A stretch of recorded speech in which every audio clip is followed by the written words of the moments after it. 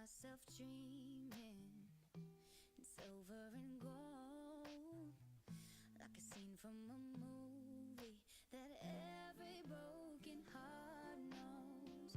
We were walking on moonlight, and you pulled me close. Split second and you disappeared, and then I was all alone. I woke up in tears with you by my side, breath of relief, and I realized, no, we're not promised tomorrow. So I'm gonna love you like I'm gonna lose you.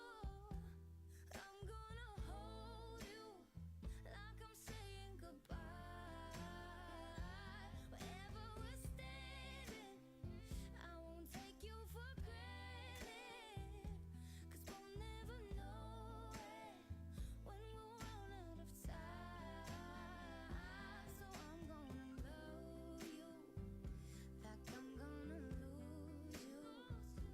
I'm gonna love you like I'm gonna lose you. In the blink of an eye, just a whisper of smoke, you could lose everything. The truth is you never know. So I'll kiss you longer, babe. Any chance that I get, I'll make the most of the minutes alone with no regrets. Let's take our time to say what we want, use what we got before it's all gone. 'Cause no, we're not promised tomorrow. So I'm gonna love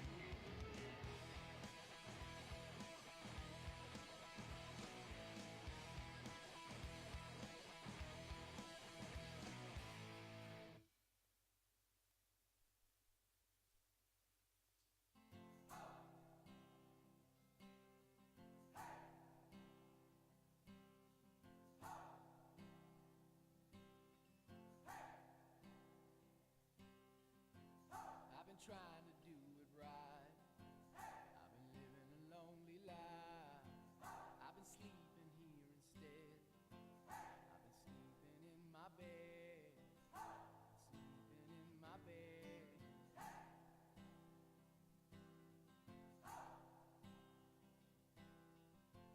So show me family, all the blood that I will bleed. I don't know where I belong. I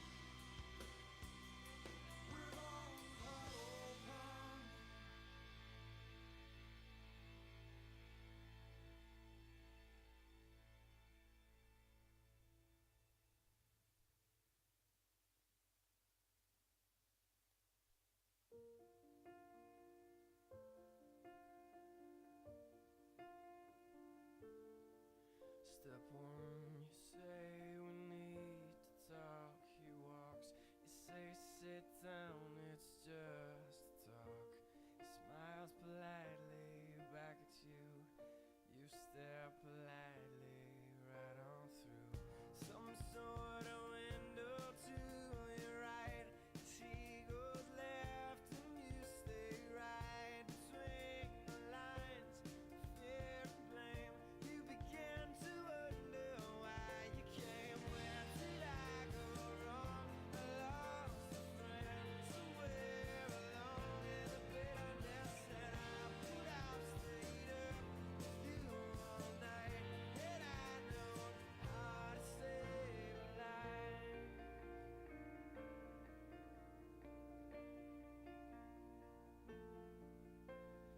Let him know that you know best, 'cause after all you do know best. Try to slip past his defense without granting innocence. Lay down a list of what is wrong, the things you told him all along. Pray to God he hears you, and pray to God he hears you. And where did I go wrong? I lost a friend somewhere along in the bitterness, and I put out stayed up with you all night. And I know how to save a life.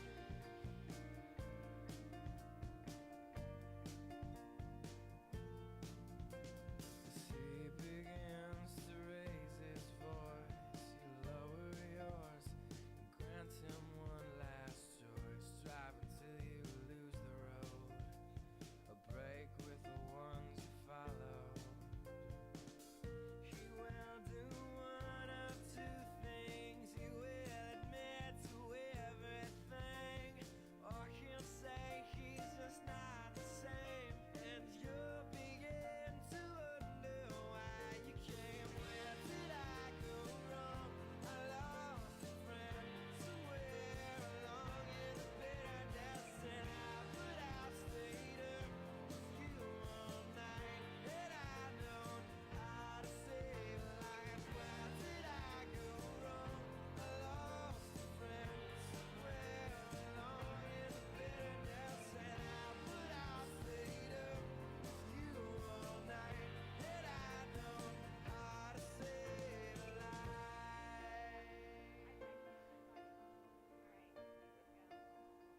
How to save a life.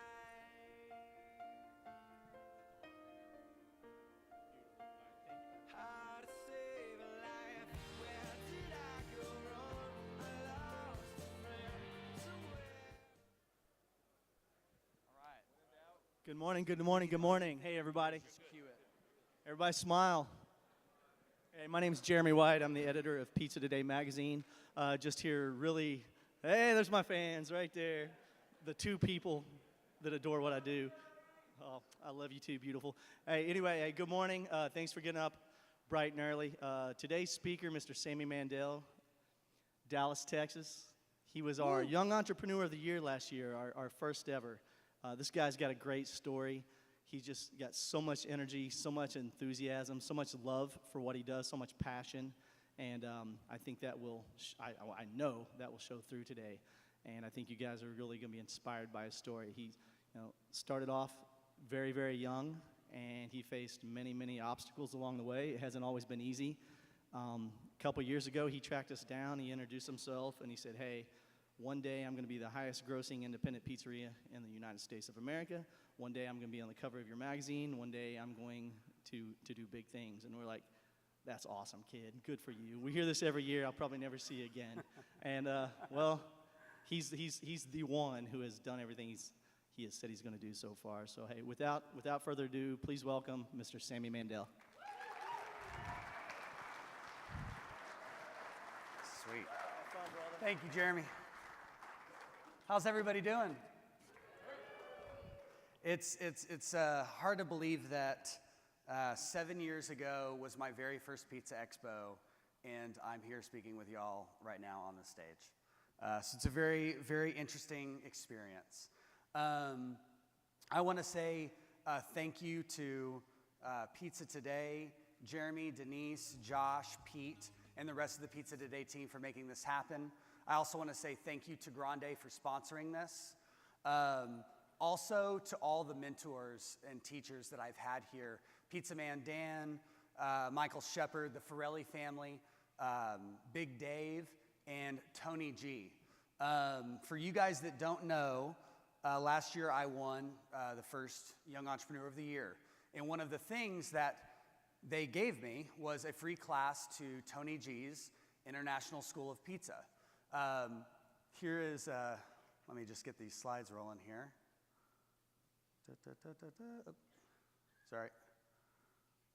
There's a funny part coming. That's what that is. Oh, come on. Sorry.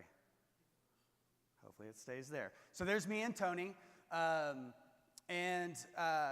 I went out there this past January, and we had a great, just a great 4 days. I would say that if anybody is just now getting into the pizza business, the information that I picked up going to that school, man, I wish I had gone there when I was first opening a pizza restaurant.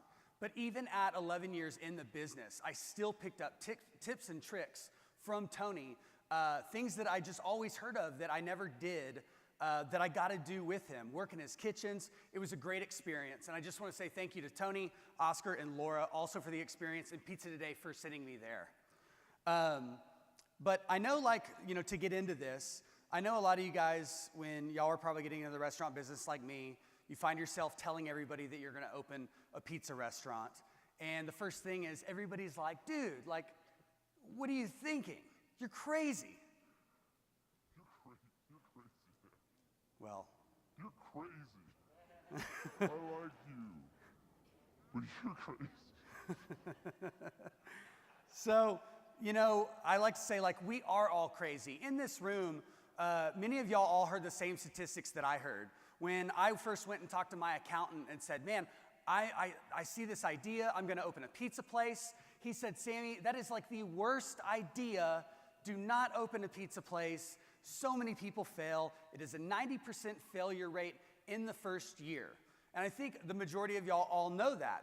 The pizza business, or a restaurant business in general, is hands down one of the most difficult businesses to get into. It's a lot of us probably spent $250,000, $250,000 opening our restaurants. Some of us even more.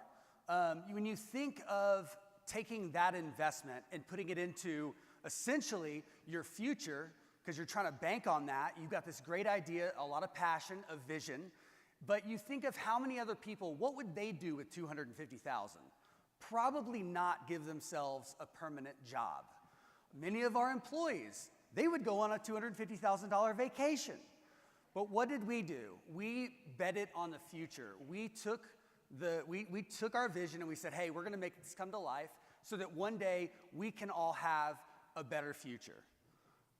So one of the things that I did shortly after, a couple of years after the restaurant opened, was there was a program called Goldman Sachs 10,000 Small Businesses. If you guys aren't aware of what this is, it is a program that was developed to take successful small businesses that have been around for a little while, generating good income, and they help you teach the fundamentals, or they teach you the fundamentals you need to help grow your business. I would definitely look into the program. If it is in your city, they are in a lot of major ones. And I would say that in this program, it really taught me just a lot of things on the numbers side. It also got me to network with a lot of businesses that weren't restaurant operators, but what you learn to find is that all businesses are in some way very much the same. And so when you learn that and you build that network of people, there's a good bonding experience that happens. So I would definitely check that out. But one of the things that they showed us on the very first day was this slide.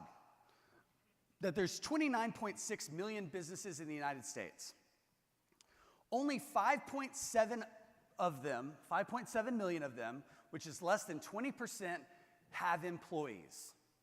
So that means the other 80% are not as crazy as us. Again, we're all crazy, but look at what we do. At the end, we are the job creators. When you're like me and you have 20 to 99 employees, you're 1.67% in the job creation pool. I mean, how crazy is that? And if you have over 100 employees, you're below 1%. I mean, you're in the top 1%. So when they first showed me this slide on day one, I seriously saw this, and it was kind of one of those humbling moments where you're kind of like, we all make a huge impact on our world. And I just think that you would never really think about that. When I was in this class on day one, this was just a moment where I just looked at that and I was just like in awe. Like, wow, look at the change and the impact that we all make in our world. So let's give ourselves a round of applause.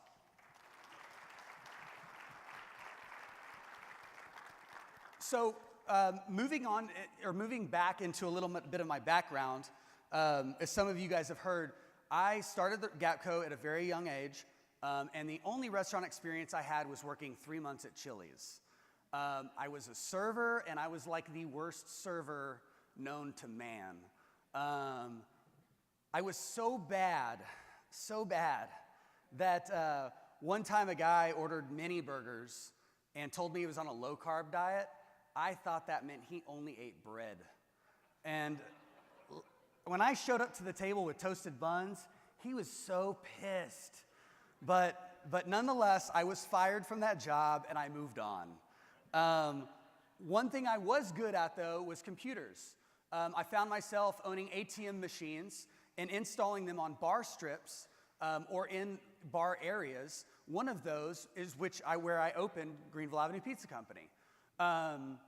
One night, while walking down there, I saw a space, and I noticed that how is there not a pizza by the slice place on a bar strip? Like, it was like, this is gonna make so much money. This was my opportunity. I saw the demand, I saw all the floods of drunk people, and I was like, this is gonna kill it. We're gonna make so much money. So we made it happen. I mean, I ponied up everything I had, I dumped all my money into it, and I took the risk, as many of you guys probably have, and I shelled out all the money, and we got the restaurant open. But here I was at 24 years old, learning how to clean dishes, and this guy had no business opening a restaurant. I love this picture because it's like, I'm so innocent. And little did I know how hard the restaurant business was, and I would become a victim to how difficult it is. I had a lot of employees, a lot of them which were older than me. A lot of them had way more experience, more than 3 months working at Chili's. And I really became a hostage to having employees and them kind of doing things the way that they wanted to do it. But I seriously, when I was in there, I was just in over my head. I went from a business owning ATM machines that don't call in, that make money every day, to all of a sudden managing people that don't come into work every single day and suffer. There were so many employees that were like suffering from like drug abuse issues. I mean, I'm 24. Like, I'm like, hey, like, this is gonna be great. We're gonna make money. And now I found myself dealing with people problems. And I think you guys all know that in the restaurant business, that's really what it is. I mean, our jobs are highly consumed around dealing with people problems, not so much the food. And this was a very difficult realization for me to realize. Another thing that was happening to me, so like I said, I dumped all my money in this place. Money that I was using to fill my ATMs, I put it all in. But what was happening on the backside, you have to remember that When all this was going on, this was around 2007 to 2010, I was dealing with a recession. So at this point, people really weren't spending money. And I was struggling just trying to figure out how to make ends meet. My car got repoed the day before Thanksgiving. The bank was taking photos of my house because they were getting ready to take that as well, probably the day before Christmas. I had the state comptroller had locked me out of my bank account twice, both on a Friday, which was just ironic, but because I couldn't afford to pay sales tax. I had to start paying people out of my own, personal checking account because I couldn't pay the payroll company to pay the payroll taxes, which later on I had to settle up with the IRS. I mean, I was literally going through every horrible thing imaginable that could happen to you. And I was just, like I said, I was in over my head. The world was against me. It was a very depressing time. But I did something that I did even in the ATM business, and something that I even do here at Pizza Expo. I networked. I reached out to another business owner that was very successful, and he came in and he said, Sammy, first thing, let me just see your payroll. I'm sitting there, I'm like, dude, I made like the worst mistake in the world. I had machines and now I've got all these problems. And he's like, well, let me just see the payroll. So he takes a look at it and he says, dude, here's your problem right here. He's like, your labor should be 12 to 18% of your sales. So I'm looking at that number and I'm start doing the math. So think about it. Like I said, this is time of the recession. People weren't spending money. There were days where I couldn't make $500. So 10% of that's $50. So in other words, I can't spend $100 on labor. So I'm like, dude, there is no way I can hit this percentage. Like, are you crazy? And he said to me, Sammy, if you can figure out how to make the business make money, you'll make more money than you ever imagined, even more so than the ATM business. He said, you're gonna have to get creative. So I did just that. Luckily in the state of Texas, we have what's known as the tip credit. Tip credit means I can pay somebody $2.13 an hour, and as long as their tips go up to minimum wage, I'm in the clear. So I very quickly had my cashiers and delivery drivers go to $2.13 an hour. I myself made all the pizza. I would have a prep cook come in for maybe 5 hours, and that was it. So I was actually able to get my labor down to around $75 a day, and I was set. The only problem was, like I said, there were days though where I couldn't even generate $500. So I closed on those days. I closed Mondays, Tuesdays, Wednesdays, and I only opened on Thursdays through Sundays. On those days, we just focused on sales. I already knew that they were gonna come in the door, and when they did, I just made sure we gave them the best pizza, we gave the best service, and that was what I focused on. 90 hours a week, I finally took control, and that was what I did. But while I was working on those days, on the days that I was off, one of my pizza slayers at the time, he would go along the block and just drink and meet other owners and other employees, and they would say, what is wrong with that owner? We're tired of eating Taco Cabana every day. Why on earth would he open a pizza place and close Monday through Wednesday? Is he stupid? Well, he came back and he told me all this, and I said, you tell him this. Go back in there, next time you talk to him, I want you to tell them that I'll open if they can make sure that I'm busy and can at least clear $500 a day. He went out, talked to those owners and employees, and we went ahead and opened. He came back to me, he said, dude, I'm telling you, open, they're gonna come. I opened up on Tuesdays and Wednesdays, and I never made less than $500 again. Mondays, which were like a prep day, eventually we went ahead and opened on that as well after I increased demand. And now here, we find ourselves open 7 days a week, almost 18 hours a day. I am currently open, and we're making money every day. But that was the stuff that I had to go through. Those were the struggles. And as I said, I was in a position where I finally took control. And I did it by staying and making sure that I was being creative. Even at 3 and 4 a.m. in the morning, when customers, we would try to par bake pizzas. When those pizzas at the end of the night wouldn't sell, I would box them up, drive them to our local university, find drunk kids, walk into their dorms, and sell them that pizza. But I was just doing anything and everything I could to stay ahead, not go backwards. But as I'm sure many of you know, after you dump in 90 hours a week, week after week after week, the restaurant kind of starts to become a part of you. It starts to become your home away from home. You become very emotionally attached to it. And the problem was that as I was changing the restaurant was also changing me. All three of you are pathetic. You don't care. I care, You're Chef. way behind and you haven't got a fucking clue.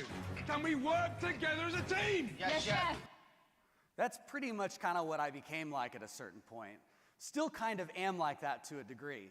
But it happens because, you care so much, especially somebody like me where I knew what it was like to lose money, to have to get creative, to have to make pizzas every day just to make money. And it was difficult as I was trying to bring on employees or managers, it was difficult to hand that power over. I knew that if I was making pizza, I would ensure that every single pizza went out perfect. That changes in the hands of other people. And I think we all know that. And so for me, my mission has kind of always been about how can you get your people to believe in what we're doing as much as I do? And I'll talk about that here in a minute when I talk about growth. But one of the biggest things to me has been about constantly reinvesting. So this is something that I'm sure many of you guys do. You're here at Expo, you're learning. This is a reinvestment in our education and our businesses. But, as the time went on, as the restaurant was again changing me, I had to deal with the fact that, I was coming home every day and talking to my wife and bitching about the restaurant. And your wife can only hear so much of this crap. That eventually led me to I got to go see a counselor or something. I mean, I just got to get some of this shit off my chest. I need to get some ideas. One day while talking to one of these counselors, they said to me, Sammy, it sounds like the restaurant business is really tough. You knew that. Why not just sell it? Just get out of it. And I said, man, no. I've put years into this place. Failure has never been an option, and I want to see it through. And he said, okay, Sammy, I want you to close your eyes and describe to me what you see as, tell me what you would feel if you didn't have the restaurant anymore. So I did. I closed my eyes and I said, well, I see regret. I see failure. I see sadness. I see just soul draining. I feel depressed. And he said, Sammy, you just described what it would be if I asked you to describe what death is. And that was when I realized I had a problem. So, but I think a lot of you guys can probably relate. Again, after we've been with our restaurants for so long, there really does become this emotional connection that is very damaging and can make you just really hyper-focus on things. You get too concerned about the littlest things, and you just, again, being in my shoes, working 90 hours a week, I know the way I want every little thing to go. But through it all, again, talking about constantly reinvesting in our businesses, one of the things we do is we're trying to hit our goal, right? We're either trying to grow or we're trying to make our restaurant more efficient. And so it's very common for me to come home and talk to my wife and say, sweetie, I just bought this new pizza line. It's $10,000. It's going to be great. It's going to be more efficient. We're going to be able to bang out more pizzas. And meanwhile, I'm saying this to her while we sit in our 900 square foot home with things that are broken. But to me, it is about moving forward. But this is a good opportunity, if your spouses are with you, to give them a big thank you, because there's probably a lot of you out there that know what I'm talking about. Molly, thank you.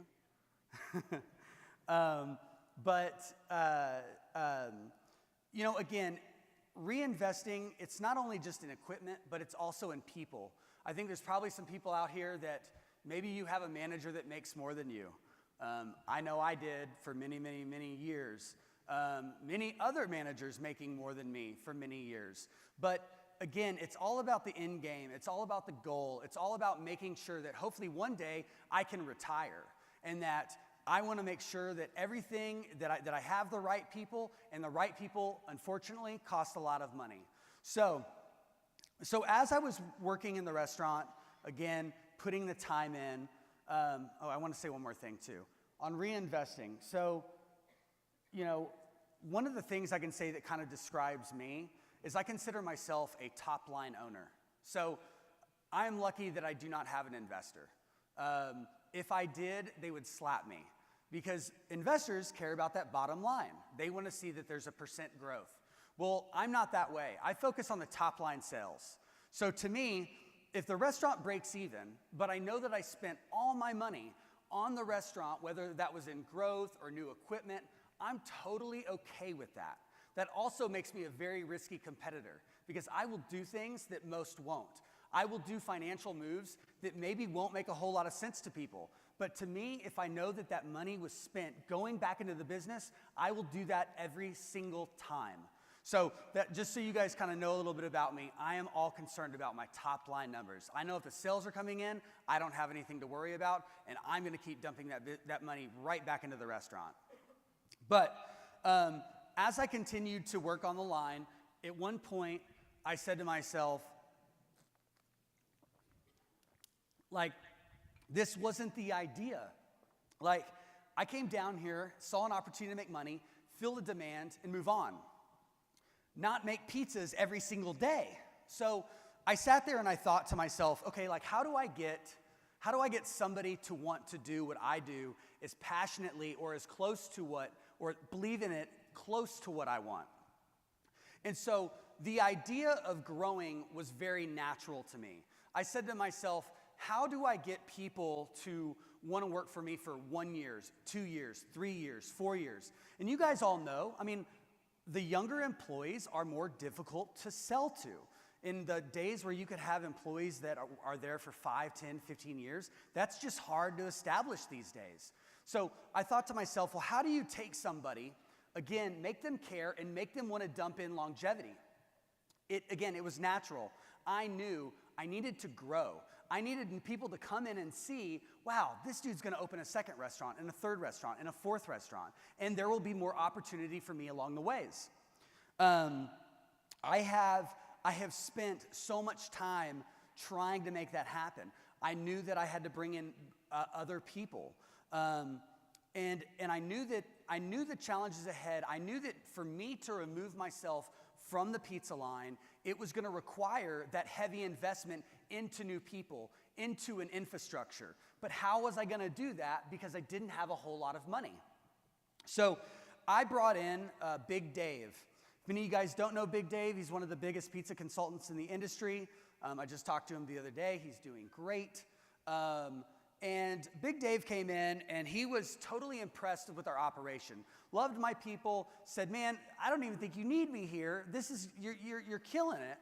But what Big Dave did was he introduced me to his food cost program. And one of the things that we learned is I was just severely undercharging for my food. I didn't want to charge $23 for a Supreme Pizza. But at the end of the day, that was what I needed to do. I don't know about you guys, but changing my menu prices is one of the most gut-wrenching things I ever do. But I did it. I changed my prices. My customers came back. And all of a sudden, next thing you know, I have extra income to build this infrastructure, to hire better people, to pay my employees more, to provide them healthcare benefits. I had this money now. So I just started doing what I needed to do. Not paying myself, but reinvesting it back into the business. But even after Big Dave came, I knew that in order for me to grow, I was going to need to be able to evolve. I needed to change my brand. If you looked at our old logos and the old storefront, it looks like a pizza dive, not a pizza restaurant. So I got with a branding company. I actually interviewed 3 of them, ended up picking one who I still work with today, Plan B, out of Dallas, Texas. And they came in and helped me really get the store better. They basically were a jack of all trades. They did interior architecture, exterior design, as well as logo work. So I didn't have to go out and find all these different companies. It was just a one-stop shop. But one of the things that the president explained to me on the very first day was that branding works kind of like the world. The world is always moving like this, and your branding has to kind of go a little bit behind it. So the idea of branding your restaurant one time, that really doesn't work, because eventually you will become outdated, and your new competitors, well, they're already jumping on with the newest thing. So you have to constantly evolve to stay up with your competition so that you can remain top of mind in your customers' minds. So what you'll see here is that that's what GAPCo does.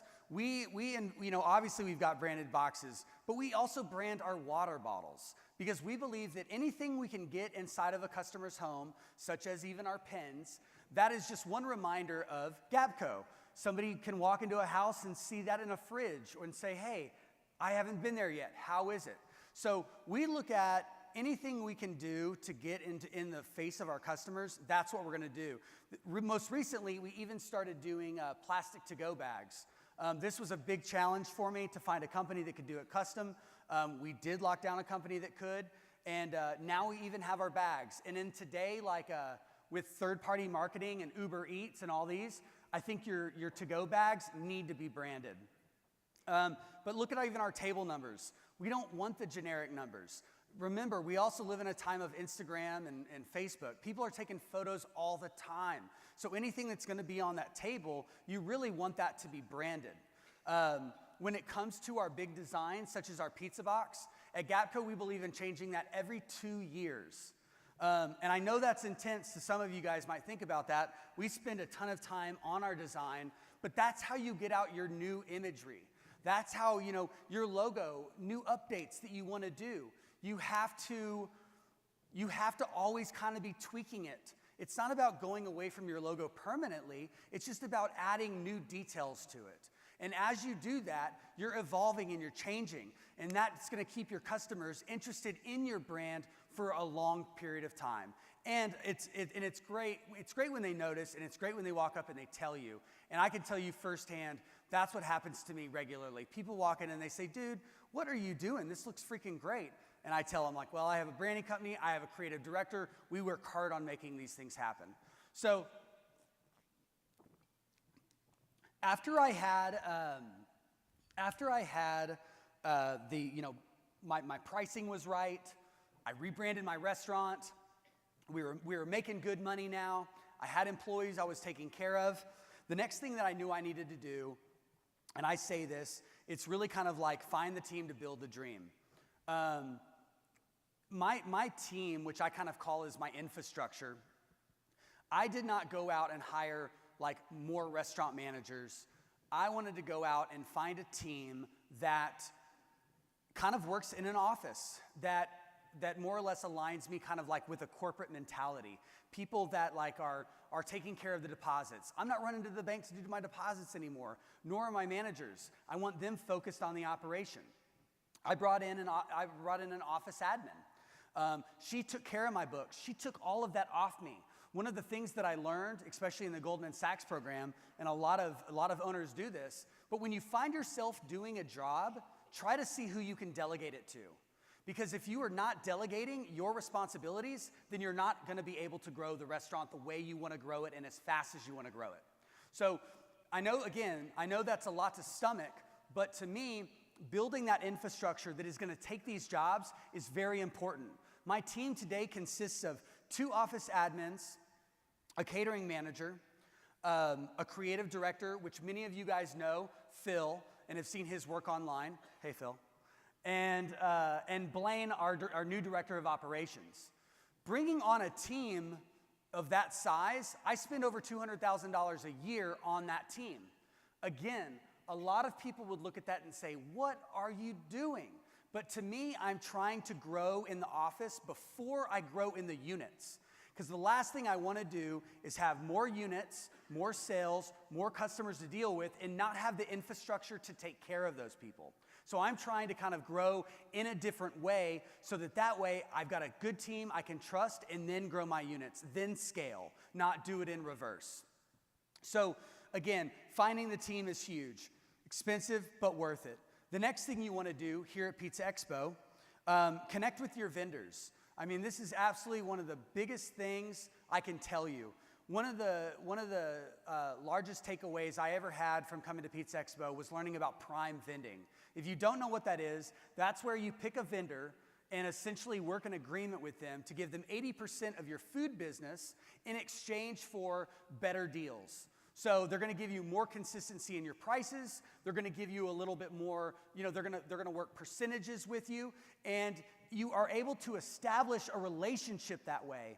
To me, when I go to Restaurant Depot occasionally and I see people there, I'm like, oh my God, what are they doing? All this wasted time to save a couple dollars. You can get yourself out of that if you just sit down with your vendor, look at them more like a business partner and not somebody just trying to make money on you. This will take you so far. It has taken me so far. When you're here, and you get to meet people like Stanislaus that's out there, Grande, my current vendor, Benny Keith, who recently even took me out to the Amazon to fish because we have such a great relationship. These places, they send you gifts. They value your business and your loyalty to them, and they give that back to you. They show you that, and so I want to thank each of them for doing that. Thank you. Other good people like Revention and Big Tray. These are businesses that we work with. That when we get to come to Expo, you get that face-to-face time. It's different when you're on the phone. When they can put a face to the name, it's amazing what they'll do for you. And again, I would take the time while you're here, establish those relationships, make sure they know who you are. And as you grow, they will help you more. But another thing that I talked about here in the beginning was just networking. My wife and I, as we've come here, we've had the opportunity to meet a lot of owners at different restaurants. And we take those relationships and we go out there. We sit in their restaurants and enjoy pizza and look at their systems and processes. As Chris Bianco said yesterday, right? Work with one another. Take information that you can from one another. That is what it is all about. So much of the success that I have made has been from networking. It has been from information that people gave me that I have applied. And so I would just say that all of you guys, when y'all are here, like, we're family. We have to work together to make our industry better and make your store better. One thing I want to try to transition to that, again, if some of you guys know, we have quite a few trademarks. Show of hands for people that have trademarked their business names. You want to make sure you do this. I look at trademarks like stocks. As your business grows in value, your trademark grows in value. Okay, so think about the time and the energy that you put into that business, growing that business. Do not let a competitor potentially take something that, costs about $2,000, but it will grow and it's worth something. If any of you guys were to ever sell your business, it would be the worst thing in the world if you didn't have that locked down. So I would encourage each and every one of you to protect your investment. Trademark as many things as you can in your restaurant that are particular to you, even the name of a pizza. If you don't want somebody to take that name because you think it's creative, trademark it. We have a pizza spice that we made in-house. It's called Pizza Crack. I was surprised I was even able to trademark that, but I was, and I own it. We have our own song that we put a copyright on. We've of course trademarked our logo, our name, whatever we can do. And if any of y'all don't know or have seen, I am in the outfit of the Pizza Slayer. This is what our Pizza Slayers look like. One of the biggest things for me has always been differentiating myself from my competitors. Everything that they're not doing, do. So it's very standard to walk into a restaurant and just see guys in t-shirts and chef pants. I was like, no, we need to, if we're gonna have a name like Pizza Slayer, it's gotta look intense. I remember sitting with the branding company and like trying to just spell this out. I'm like, I want the tools on them. And you know, she came back and she found this like mock-up design of a guy that had like a flask and something else with a holster. And she's like, this is what I think you could do. And sure enough, they patched me through to a leather guy, and we started creating the concept for this leather holster that I'm wearing. This took 1 year to design. That's 1 year that I spent that I would have not been able to spend if I was making pizzas every single day. But of course, we got a patent on this as well, and we worked to make this food safe. This was probably, I don't know, 7 or 8 versions, but again, it's a reinvestment of what we want our vision and our goal to be. You know, when I dealt with making this, we went through a lot of people, a lot of pizza slayers were like, hey, try this on, work a shift with it, bend over, make sure things don't fall out. A lot of them were like, man, I'm not gonna wear that freaking leather thing. I'm working in front of a 500-degree oven. But, you know, I looked at that as a challenge. Like, no, this is the vision. Here's what we're going with. We got to sell it.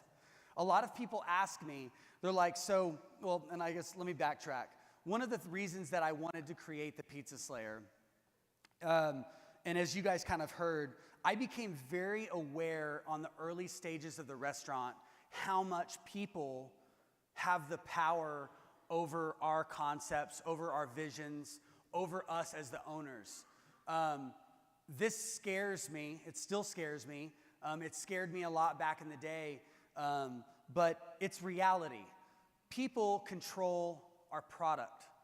At the end of the day, we can have all the greatest ingredients, but if they're not gonna make it with love, if they're not gonna put the time and attention to detail, or they're gonna burn your pizza and put it in a box and serve it, well, as far as I'm concerned, the person's more important at that point.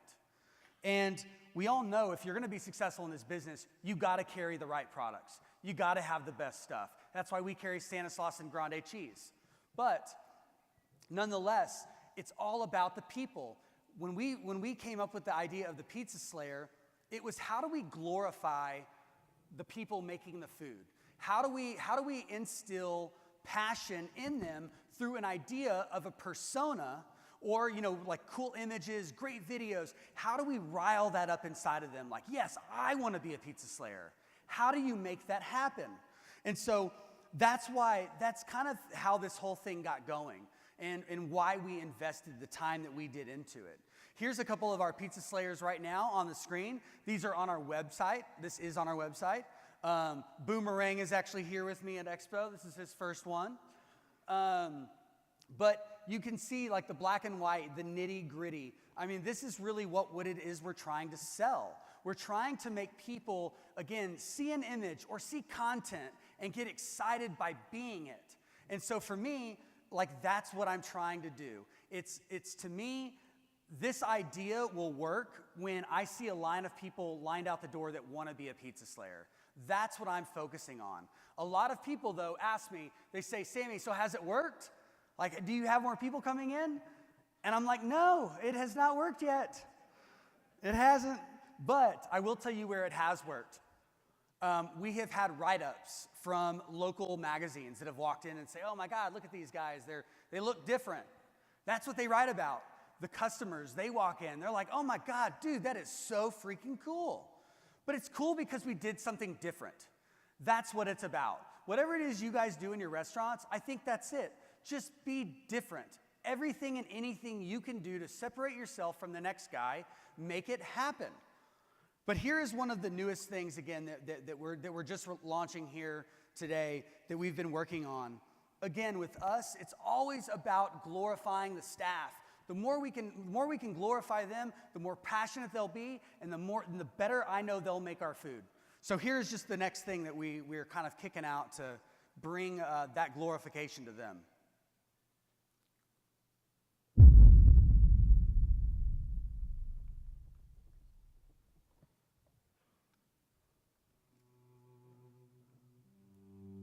the Slayer is the heartbeat, the center of the shop. Painters of flavor, their beat doesn't stop. Hard work is their friend, skills put to the test, refining the craft and serving the best. They are the masters of dough, perfect pizza the goal, and hunger the foe. Never on their heels, always on their toes. When it's time for you to eat, they're ready to go. Rolling like thunder and spreading the love, like pizza inspiration sent from above. Made by a lion and served with a roar, the Pizza Slayers are who you search for. They live by the slice. Their flavor is bold. They call for skins. There's dough to be rolled. Late night saviors with dough knives by their side, wearing their tools and beaming with pride. You know where they are. Now go visit their layers. They will be waiting. The GAPCo Pizza Slayers. Isn't that cool?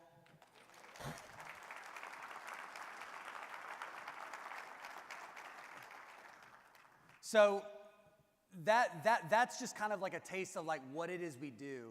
But I want to say to y'all, like, that would never happen. I probably wouldn't even have the creative director to do it if my brain was constantly on making every single pizza.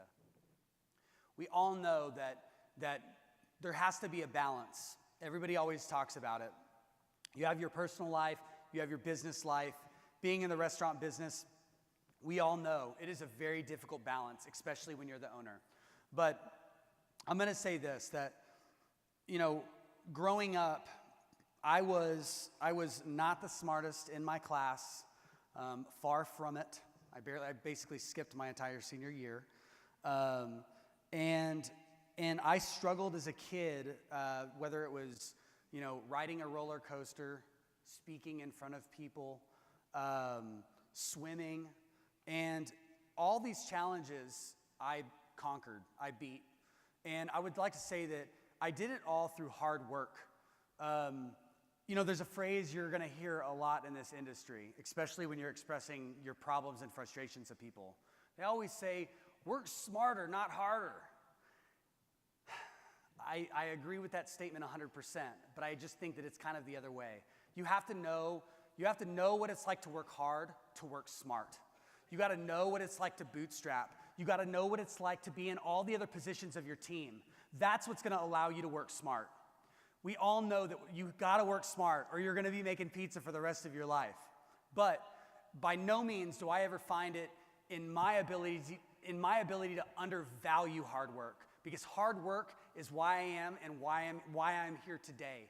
And I want to tell you guys, that same restaurant operator that I brought in that said my labor was too high, I saw him when we were opening our second unit, and I told him, I said, man, if you hadn't have given me that information, I wouldn't be here today. He said, Sammy, I could have given 1,000 people that same advice, and none of them would have done it. The difference is you did it. But all it was, the whole freaking secret to what I did, it was just working hard. It was just getting up and getting out of bed every single day and going into work and making it happen every single day. I believe in hard work. Hard work trumps it all. Work hard. Enjoy the rest of the expo. I'm going to go ahead and kick in a Q&A now, and thank you guys for coming.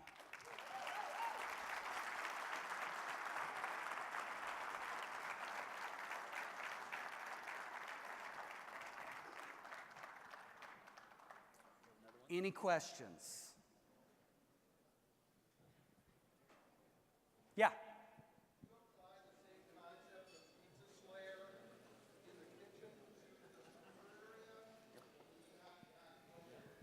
We don't really go there with that.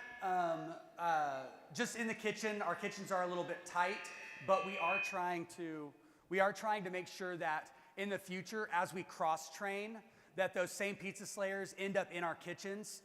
So it's something we're kind of working on. We've had our kitchen guys for a long time, so it was kind of a, hey, let's just focus on the front of the house for right now.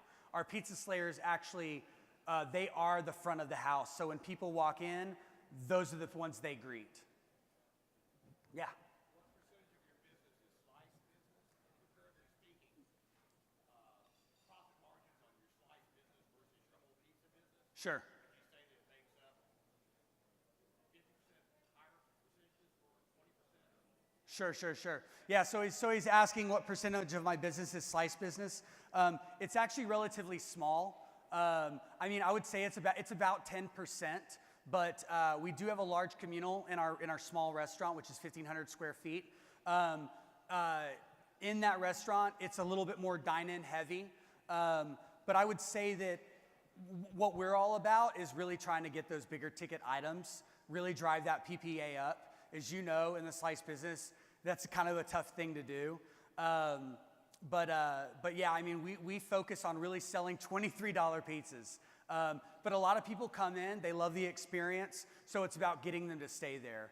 But as time goes on, I think our slices give us a new advantage to other places that don't do by the slice business. So I will never get rid of it because of that advantage of being different. Yeah. Sammy? To your right. Here. Oh. Hi. Hi. At what point did you get out of the kitchen, and how did you find your first key managers at the store level, and what did you do to motivate them, to keep them, and find the right guys? Sure. Yeah, good question. So I would say that I got out of the kitchen about 5 years after I opened. So I've been in business for 11 years now, and I would say the first 5, I was just trying to take control of the business, learning every aspect of it. But finding managers is hands down one of the most difficult things. Everybody in my organization, you know, if you are a manager, we really try to pay people around $50,000 base. We give them bonuses. I pay 50% of the health care. I would say on my ability to take care of people in that regard, I do anything and everything I can. The problem is that we're also a business open 18 hours a day. It is very difficult for me to lock down managers that want to work hard. And, you know, and that's the hard thing is that, you know, as the owner, that's how I got where I am. And people just don't want to work as hard, especially managers. And for me, I really try to find managers that want to get in there with the staff. And I think a lot of times nowadays, a lot of managers just want to kind of hang back. I hired recruiters this past year just thinking that would make it easier. That was a horrible idea. I don't know, I'm not dogging recruiters saying that they won't work. It did not work for me. What you learn is those recruiters are kind of always working for that employee, and they're not really there working for you. They're just taking $5,000 of your money for them, and it's not a for sure bet. But I would say that, you know, the biggest focus that we're doing right now, and currently my new director of operations who's here, Blaine, is working on, he's really just trying to work on reducing the amount of hours they work. And we've already seen more buy-in from managers. So if there's any advice I could give, I would say to focus on that quality of life piece. For me, I want them to work hard no matter what. I want them to know how to make pizza. I want them to be able to pop in and out everywhere. But I would say that, you know, what I'm learning is that you just can't work them, you know, 60 hours a week. You know, he just learns. They just eventually leave and get burnt out. Does that answer most part? Yeah. Thank you. You spent all the time on your Slayer tools. Yeah. Can you show them off? I'm just incredibly curious. Yeah. I apologize. I'm not familiar with the tools of the trade. Yeah. So we also are trying to kind of customize some of the stuff we have, making it unique. I mean, this is a deer antler with a pizza cutter on the end of it. We have here is sorry. I kind of brought these for show. This one right here is just kind of like our dough knife. But again, it looks different, you know? And so for us, it's just trying to make the vision more fun for the staff, for the people that are the Slayers. Yeah. That's awesome. Thank you. Yeah, thank you. Yeah. Yeah, what's your advice, right here in the front row? Front row. Next to the guy that just... Okay. So what's your advice for not the restaurant part, but the corporate part, like your office? Yeah. Where do you find the best people to bring in that work with you? And another question is, have you ever got it down to the science of this is how much of a percentage of my sales I want to invest in my corporate setting so that it makes sense and I don't get out of whack or balance with that, because we all know we're dreamers in this industry, and hopefully there'll be one of those guys that's a dream killer on the team that's like, stop, you know? So No, I agree, and that's a great question. I actually have never assigned a percentage. That's something I'm actually working on right now. It's funny, when I was opening the restaurant, I did bring on I had some friends and family in the restaurant. It was a disaster. Doesn't work. I know, I tried that already. But what I learned is as I got older and more mature, they did too. And because your friends and family have a little bit more trust, you can have a little bit more trust with them, that I found that they work better more in that office setting than on a ground floor operational setting where you're just like, make pizza faster, or, you know, do this, do that. So I would say look within your own internal network, you know, around you to see if those are the right people for the operation. Honestly, the majority of people that are in my crew, I went to high school with. But again, I also hired people from my high school when I was owning the restaurant, and they worked under me, and it was a total disaster when it was on the ground floor. So I would look to see, as you are building that leadership, you might have some people that fit that mold better. But as far as a percentage is concerned, for those of you that are still hanging around, one of my newest things that I'm working on this year is developing a management company. Essentially, each of the stores will pay a percentage into that management company, and then the management company will then pay all those salaried individuals as well as myself. This is a big deal, because when you go into a bank and you're asking for, you know, hundreds of thousands of dollars, your numbers are not convoluted with these large salaried people. Does that make sense? So you can say, hey, like, here's what a restaurant's performing. Look at my bottom line numbers. You know, if they want to ask where that goes, I mean, you can say, okay, into my management company. But essentially, you can prove a little bit easier that the store on its individual self makes money. Gotcha. And one last question, how many locations do you have right now? What's that? How many locations are you at? 2 currently. 2. Gotcha. So my growth has been slow because I'm a perfectionist, and it's hard. And for me, I don't want to grow without the right people.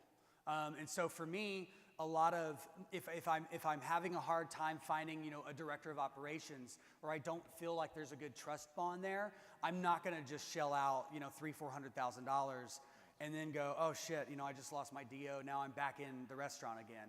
So yes, I grow slow, but I'm doing that carefully so that way I can secure my team first, and then have hopefully explosive growth. That's really what I'm shooting for. I respect that. Thank you. You got it.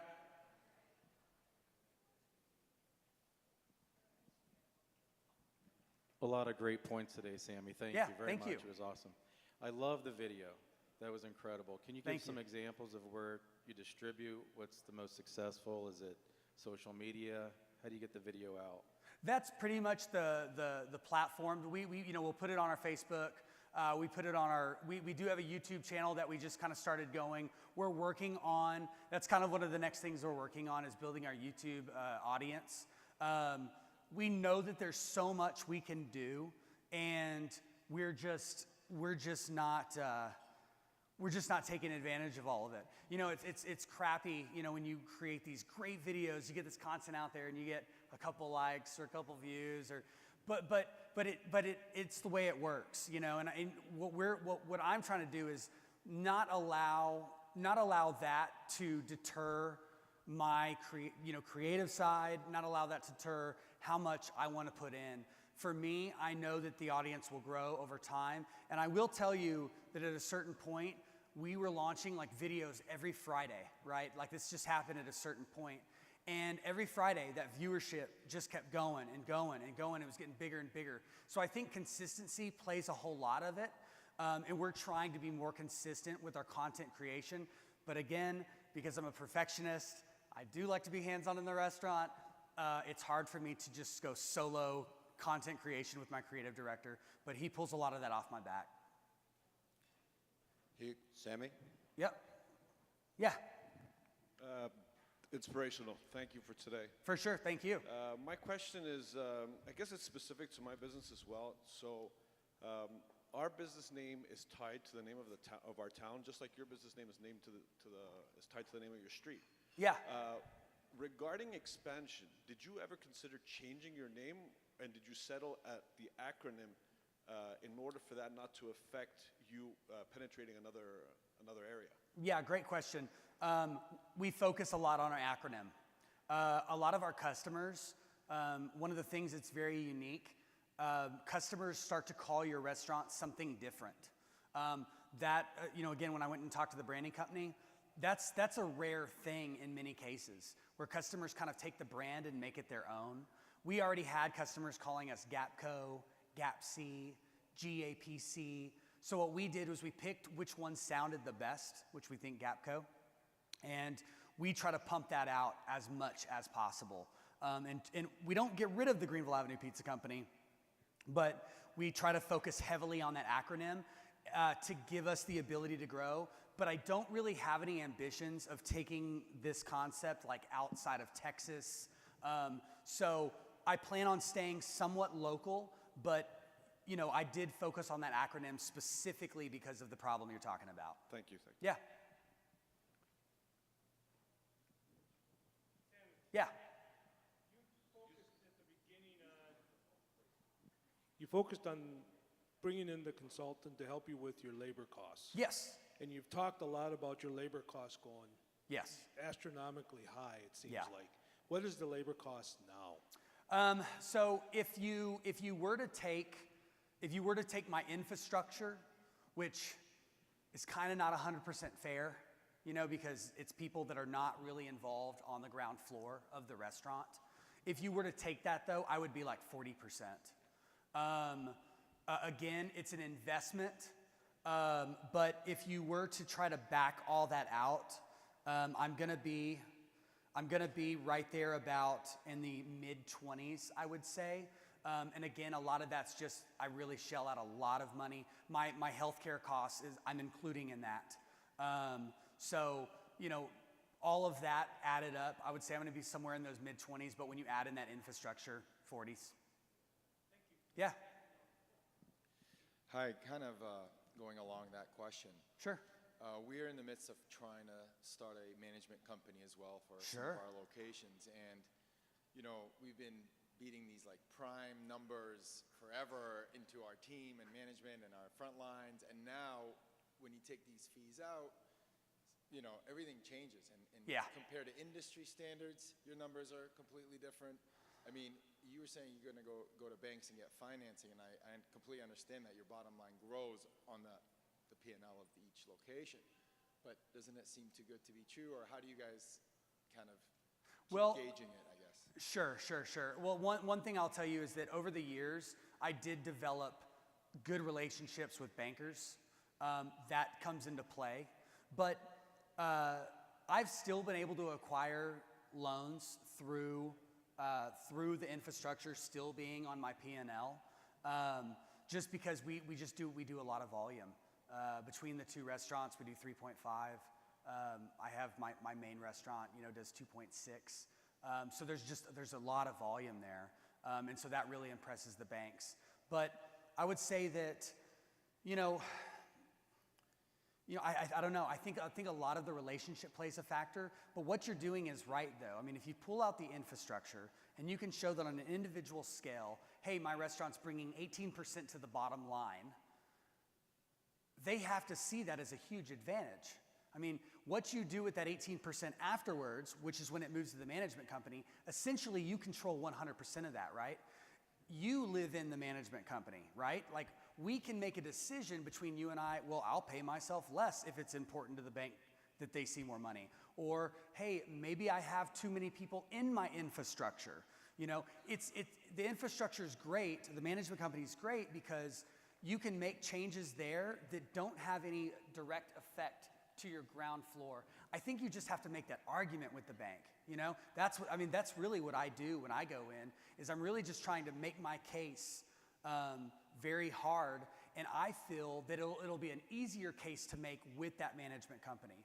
But there is I can't think of his name, obviously, because I'm on stage, but the restaurant expert, if you look him up, he goes into prime numbers quite a bit. And I like his direction on it because he associates where your prime cost should be based on your sales. So a lot of times people will throw out 55%, labor, food, all in. But he also makes the argument that, well, shit, if your business is doing over $2 million, it should be a little lower than that. Look up that site, and that'll kind of help you kind of dial that in a little bit more. But I would say, good for you for making the change. I'm making the change, and I think it's just going to give people like you and me a better opportunity at hopefully acquiring money. But find somebody and build a relationship, because that's honestly what's huge. Yeah. We're business partners, so I have kind of a question about you're building like an administrative management company. Yeah. So we recently hired a full-time accountant. Sure. We have 4 locations, so we recently hired a full-time accountant. There's 3 partners. One does ops, one does vision, and one does finance, and then we have an executive chef. So that's kind of our leadership. Yeah. Can you talk about the journey of formulating kind of that back office team? Do you have separate offices? Like I'd like to hear a lot more about the actual like mechanics of that management company that you're building. Yeah. Like the actual people in it, the path, the order of hiring. Sure. You mentioned people from high, like that's really interesting to me. So like I was saying earlier, one of the things that I think if you're going to focus on growth heavily and trying to really back yourself out of the business, you have to be able to delegate every single task that you are concerned with or doing to someone else. And that's kind of how I've determined who I'm going to hire. So when I hired my first office admin, I was running all my books. I was going to the bank. I was making the deposits. As I wanted to not do that, said, okay, cool, let's bring on an office admin and make that change. When I started having all these ideas and I learned like, man, me getting my vision out is one of the most important things to me because I got to get it out. I got to hire a creative director. I want to get that. So it's, I bring them on as I feel there is a need for the business. I don't necessarily just bring on people or model it from a different business. I kind of feel it out with what I think my specific needs are. He handles so all of video production, editing. He also does a lot of the branding. So he takes on a lot of the branding for the store, not just video. So if you go out and you were to hire a branding company or you were to try to have a video produced, you would learn that those expenses are astronomical. It's better to internalize that, pay somebody a salary, take care of them, and get that branding material and content, and by having it in-house. Does that help there? And then I would say that I then brought on a catering manager because I wanted somebody to focus on more catering sales, bringing that up, and then hired a second office admin when we got the second restaurant going because payroll was becoming too big of a burden for one to do it. So I would just kind of say, it's kind of when you start to see that you're capping out or something's not being done that you feel you need done, delegate it, hire it.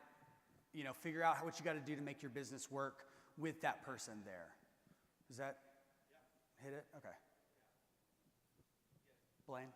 Probably want to add Phil, your creative director, is also part of, big part of the vision. Sure. Yeah.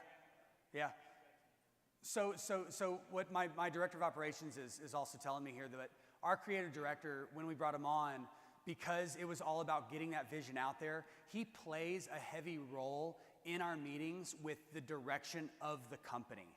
Because the company is such a visionary-based company, he helps make a lot of those decisions. Anyone else? Yeah. Do you have an idea how much of your growth you're financing out of profit versus borrowing from the bank? I used to fund all of it out of my business because I couldn't get a loan because my credit score was crap. But currently now, I was able to secure a loan for the entire build out. So 100%, I was able to get money elsewhere and just take care of that one debt. Also because I am real big into numbers, or at least line items. I really try to reduce those. And a lot of the times when you find yourself just, I'm gonna buy this, I'm gonna buy this, I'm gonna buy this, you really convolute your statements and it just makes it more difficult. Getting one loan where everything is in there, it's nice, and it's also nice for the banks that as you're asking for more money. So one of the problems that I ran into is I had about $100,000 worth of debt spread out between a couple credit cards and bank accounts, and then I had then I had a $200,000 loan that I got to open up the second restaurant. Well, I was able to go back to that bank and say, hey, look, I know we just did this, but can you take this other $100,000 and combine it into it? And they were able to do that. And that's actually one of my strategies moving forward, is to have that particular bank continue to increase that line of credit, go back, revisit them, and just keep that building versus, getting tons of credit card debt, putting stuff everywhere, because that just makes it difficult at the end of the day. Oh, and I did want to tell you, man, that for accounting, there's actually a lot of companies that are coming on board. I don't know if many of y'all know this, but financial admins in a lot of ways are starting to disappear because they're building new technologies and new software that is allowing like daily bank recs to happen automatically with an outside team, not a individual in your office. I'm not going to get rid of my office admins because they do a lot more for the industry, but I do have an outside accounting team that pulls our numbers every day, balances everything. This costs around $40,000 a year, so it's almost what you'd pay somebody to come in and do it. But it automates it a little bit more, and again, in the eyes of a bank, it's going to make you look very professional. Just a little extra piece there. I wish I could. Leasing. Yeah, the first restaurant was, same kind of thing. That was in a larger building, but if I could get somebody to sell, that would be, hopefully the day will come. Dan? You're first. Sure.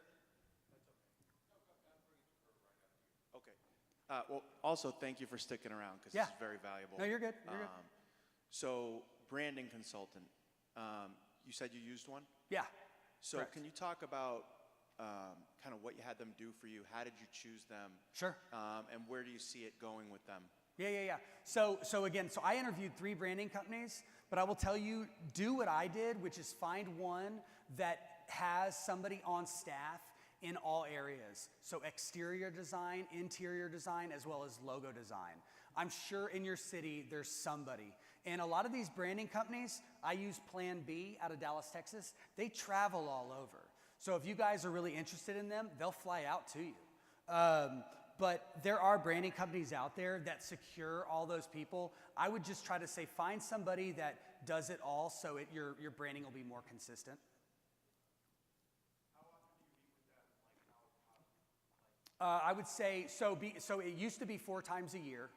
But then since I brought on Phil, the creative director, I'd say twice a year. And then when I get back, I'm actually going into a brand DNA session with them. So that's like another level of branding. Again, focused on growth. But I would say that relationship doesn't stop. We just kind of keep visiting them to make sure that our brand is, again, evolving with the world. They don't really tell me what to do on anything. I kind of come to them with my ideas, and then they help kind of sculpt it. Yeah. So it's a good partnership.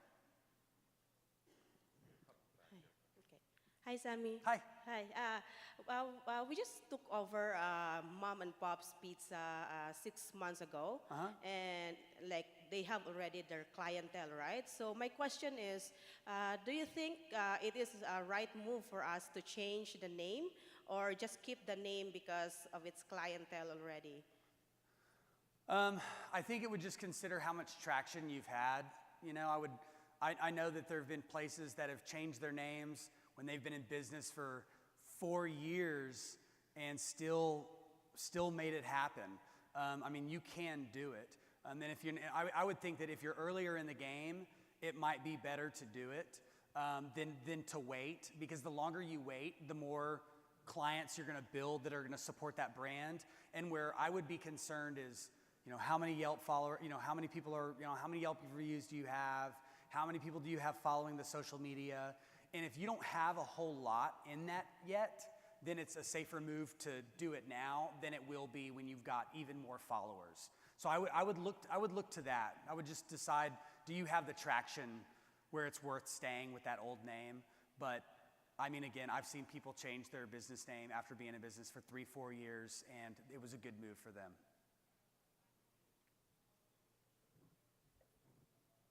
We're good? Well, if anybody, yeah, sure. You're good.